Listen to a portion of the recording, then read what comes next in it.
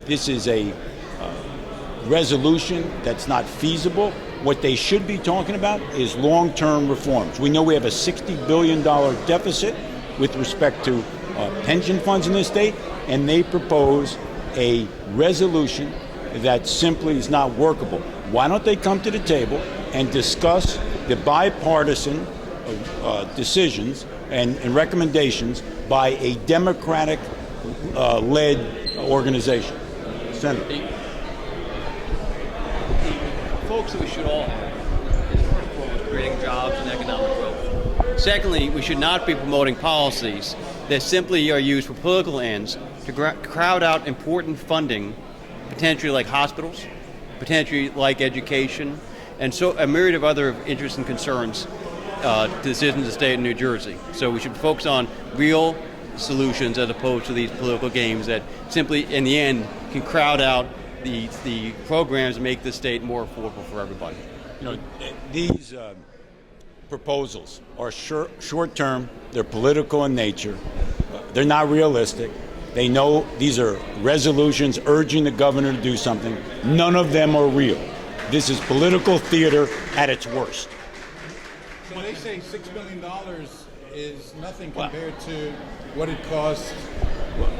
First, what they're saying is borrow money with the hope that the investment return will be more than the borrowing cost. I've heard that one before. The bottom line is they didn't check what the borrowing costs were.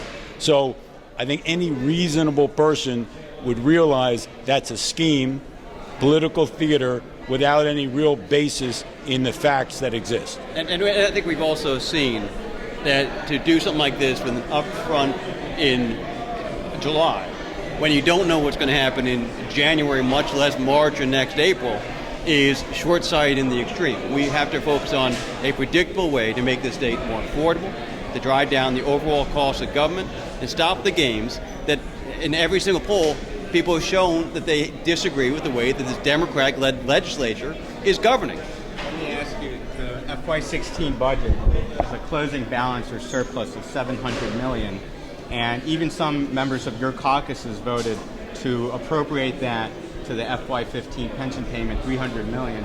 Is that something you still support to take part of that? What we support is if there is a realistic surplus, a real surplus, that some of that surplus should go into pensions. And the governor said that, we've said it. But to play these unrealistic games and come up with numbers that are not real is simply a play to their political base, but not a realistic approach to the pension problem. And what we are focused on is to focus, if we can afford the extra pension payments, as John and I and the governor have all said, there's an opportunity to provide for those extra payments, but to pretend that the governor's revenue expectations aren't real and to play the game with a $300 million front payment is simply political shenanigans. We should focus on making sure we make the payments in a rational and reasonable way that makes sense for both the taxpayers as well as those people who are earning a pension. And finally, before I turn over to Caroline Katzgraf, when are my friends across the aisle going to sit down and look at long-term reforms? There's not a person in this building who doesn't think we need long-term reforms. Not one. Caroline?